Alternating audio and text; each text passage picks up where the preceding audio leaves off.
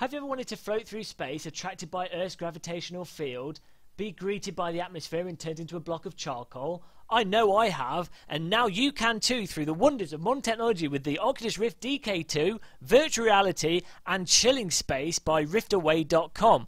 Now you might have heard that name before because they also produced the crazy upside down roller coaster ride Cyberspace, which allows you to launch yourself into the streets of Paris and die a horrible death. Now we're going to jump into chilling space and see what it's like. Okay, so jumping in, and whoa, there's a meteorite in my face. Fantastic. Okay, wow. Awesome. Really crazy. I'm now floating in space, and there's the United Kingdom, and a tornado is currently destroying Cornwall, and there's Spain, France, and Portugal. Whoa. Oh, and I've got an arm. Now, he has said on his website that this version hasn't been fully calibrated for DK2, so the scale's a little bit off. My arm does look somewhat large, more like a leg, but it's still, well, it looks absolutely incredible, and I feel like I'm really high up, and wow, the textures on these boulders look amazing. They're not really boulders, they're meteorites, meteors.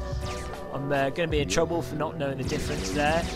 And there's Carl Sagan's voice telling me off. Oh, look, they're bumping into each other. That's really cool. Now, straight away, I notice that the aiming is really nicely implemented in this, in that I can look around with my face to aim, but kind of like Operation Flashpoint aiming system, I can also aim independently with the mouse, and that actually works really well. So if you're looking at developing stuff, definitely take a look at this as a way to do aiming with a Rift headset. That's actually surprisingly good. And the aiming reticle is actually, it feels really natural and precise. And if any of you have used a 3D TV before, when you had 3D aiming reticles, they'd often just be a bit wonky or not feel right, but this is really easy to focus on, really easy to aim down. That's really nice. Oh, we're getting closer to France, and let's reposition this satellite for NASA. This is why it costs so much to maintain satellites, because they have to send, oh no, there's been a collision. They have to send guys up with a ray gun that's top secret and shoot at them. It's a difficult job, but someone has to do it.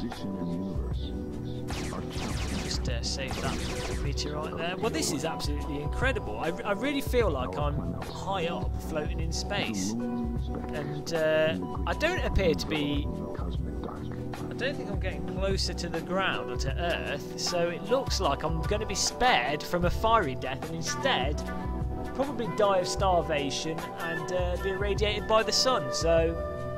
Well, I guess if you had to pick about from being burnt up in the atmosphere and being slowly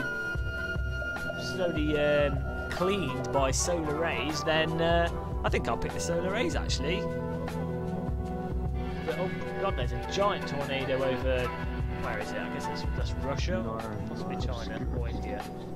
Failing geography as well here. This is Carl Sagan again telling me off. I can hear him. It's like a sort of disembodied Carl Sagan telling me to read some books. Well, this is really incredible. Actually, it looks like they've actually mapped the whole of the Earth. Maybe it's that NASA map where they, I think NASA put out a texture of the Earth that people can use in software.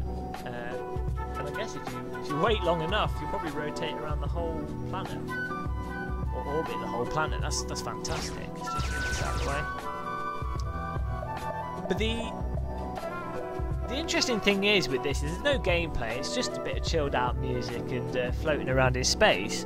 But I have found with a lot of virtual reality demos in the DK1 and DK2, a lot of it is just pleasant sometimes, just doing nothing and just sort of getting into a relaxing sense and just enjoying being in a different place. And it's something that I don't really experience that with normal computer games, but with virtual reality there's something just nice about loading something up and chilling out. And I think a lot of music players and just chilled out place would be quite popular. It'll have its own following, I believe, with virtual reality devices. Because it is just really nice. But this is awesome, fantastic demo.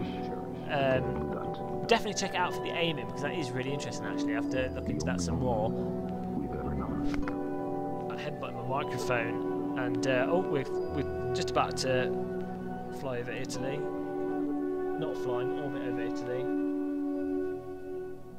Wow, I mean, I don't know what else to say this, but this is really good. You need to download it straight away and give it a go for yourself. I mean, as it is with any virtual reality demo of VR games, you really have to try it to sort of understand why it's so special. Riftaway.com. Download this straight away. Thanks for watching this video. I'm going to spend some more time floating around in space because it's actually just really relaxing and quite enjoyable. And actually, before I forget, the resolution of the DK2 really is noticeable on this. You can pick up all the details, and as I was going past the meteorites, you could see the sort of subtle textures on them, and the earth underneath looks a lot more detailed than this sort of thing would in the DK1. So, just really interesting. I'm lost for words. Thanks for watching this video. Subscribe, like, do a dance, have a cup of tea. Goodbye.